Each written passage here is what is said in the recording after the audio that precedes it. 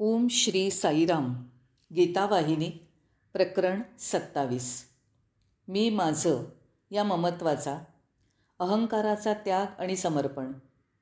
ज्याप्रमाणे सुदृढ शरीराचं तेज कपड्यांच्या आवरणामुळे दृष्टीआड होतं, त्याप्रमाणे जीवात्मा हा अहंकाराने वेढला गेल्याने परब्रह्म तत्वाच्या सत्यज्ञानाचं तेज, जो त्याच्या वैभवाचा निधी आहे, ते प्रकट करू शकत नाही. सर्व दुष्प्रवृत्ती, दोष, उणिवा यांचं अहंकार हे मूळ आहे. तो कामातून जन्माला येतो, त्यामुळे अहंकारापासूनही मुक्त व्हा. निरीच्छतेची अवस्था म्हणजे खरोखर निरहंकाराची अवस्था. अहंकाराच्या बंधनातून मुक्ती मिळाल्याशिवाय मोक्ष कोणता? इच्छेचं बंधन तोडलं की तुम्ही मोक्षाला पात्र ठरता. इच्छेतून निर्माण झालेल्या कर्मात मोठ्या प्रमाणात लोक गुंततात, कारण त्या फळाचा लाभ त्यांना हवा असतो. जिथून लाभ नसेल त्या कर्मापासून ते बाजूला होतात. पण गीतेने या दोन्ही प्रवृत्ती त्याज्य ठरवल्या आहेत. कर्मापाठोपाठ फळ मिळो वा न मिळो, कर्म सोडता कामा नये, कारण संपूर्णपणे कर्म सोडून देणं अशक्य आहे. मग फळाच्या जाळ्यापासून ते स्वतःला कसं वाचवू शकणार? गीता उपदेश करते की कर्मफळाच्या आसक्तीचा त्याग हा त्यासाठी सर्वश्रेष्ठ आध्यात्मिक मार्ग आहे. स्वीकार असो वा नकार, इच्छिलेलं असो वा नसो, प्रत्येक कर्माला फळ हे केव्हा तरी मिळतंच. ते अटळ आहे. फळ चांगलं असो वा वाईट, पण कर्म जर ईश्वरार्पण केलं तर कर्त्यावर कोणतेच परिणाम करू शकत नाहीत. त्या पवित्र समर्पणाने ते कर्म उच्च पातळीत जातं आणि ईश्वरी, पवित्र आणि उदात्त होतं. या उलट अहंकाराने प्रेरित होऊन केलेली कर्म बंधनात अडकतात. जे लोक ईश्वराला जाणण्याचा प्रयत्न निष्ठेने करीत आहेत, त्यांना त्याच्या प्राप्तीसाठी इच्छेच्या कलंकापासनं मुक्त राहिलं पाहिजे. ममत्वापासनं दूर व्हा, म्हणजे मोक्ष मिळेल. जीवनाच्या ध्येयाची ती प्राप्ती आहे. त्या अवस्थेला आनंद किंवा दुःख माहीत नाही. त्या दोन्हीच्याही वरची ती अवस्था आहे. कृष्णाची इच्छा होती की त्याचा सखा आणि भक्त असलेल्या अर्जुनाने ती अवस्था प्राप्त करावी. त्यामुळे विविध पद्धती आणि उपाय शिकवून त्याचं रक्षण करण्याचा प्रयत्न तो करीत होता. त्याखेरीज मानवजातीच्या कल्याणासाठी उपदेशाची देणगी सर्वांना देण्यासाठी तो अर्जुनाचं माध्यम करीत होता. आपला पवित्र उपदेश संपण्यापूर्वी कृष्ण अर्जुनाला म्हणाला, सर्व विकारांचा त्याग करून तू मला शरण ये. मी तुला सर्व पापांपासून मुक्त करीन.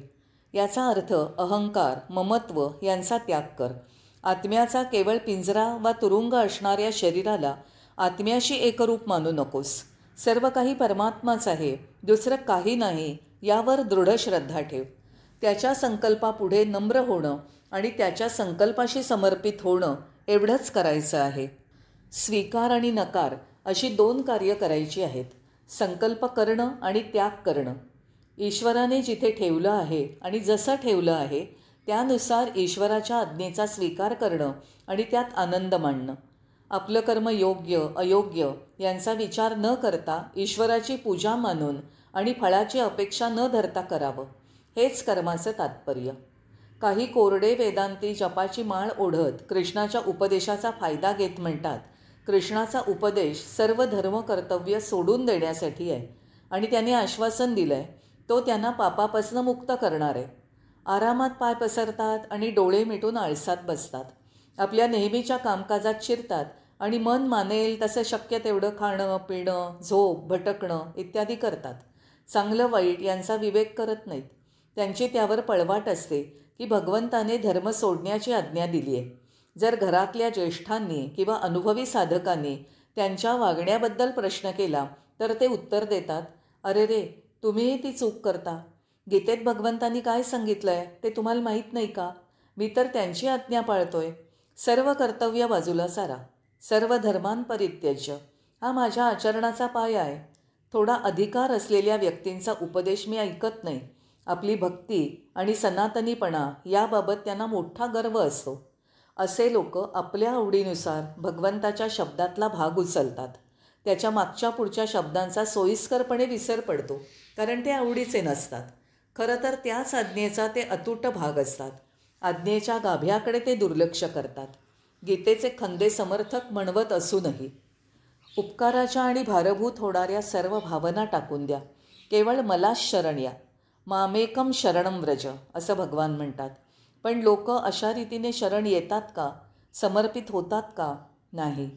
मोक्षाची तीव्र ओढ तरी त्यांना असते का? नाही. कारण ती ओढ जर असती तर नेमून दिलेलं कर्तव्य ते विसरले नसते, भूक आणि झोप यांच्या आहारी गेले नसते.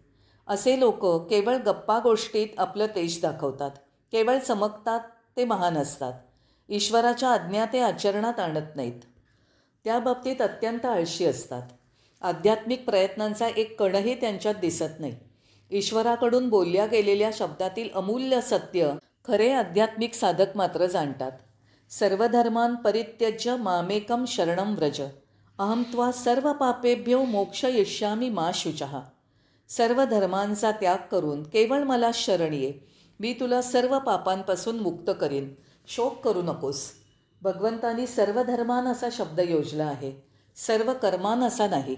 मग या विधानाचा अर्थ काय झाला? भगवंताच्या गुणगानासाठी नेमून दिलेली सर्व कर्म कर, व्यर्थ चर्चेत गुंतू नकोस. तू अजून प्राप्त करावं असं काही नाही, कारण परमेश्वरावर तू संपूर्ण श्रद्धा ठेवली आहे आणि समर्पण भावनेने जीवन जगत आहेस. तरीही जनक वगैरे प्रमाणे जगाच्या कल्याणासाठी कर्म केलं पाहिजे. प्रत्येकामध्ये अनुस्यूत असलेला आत्मा तुझ्या आत्म्याहून भिन्न नाही. त्यामुळे जीवांचं कल्याण वृद्धिंगत व्हावं यासाठी आतुर हो. त्यासाठी समर्पित भावनेने शास्त्राने सांगितलेली सर्व कर्म कर. फळाकडे लक्ष देऊ नकोस. हाच खरा निष्काम कर्मयोग. गीता नीट समजून घ्या आणि त्यातील विधानांचं पालन करीत फलत्यागाची वृत्ती धारण करा. ईश्वराची पूजा या दृष्टीने सर्व कर्म करा. तीच तुमची जबाबदारी आहे. बाकी सर्व त्याच्यावर सोपवा. कर्माचं फळ, परिणाम वगैरे सर्व काही.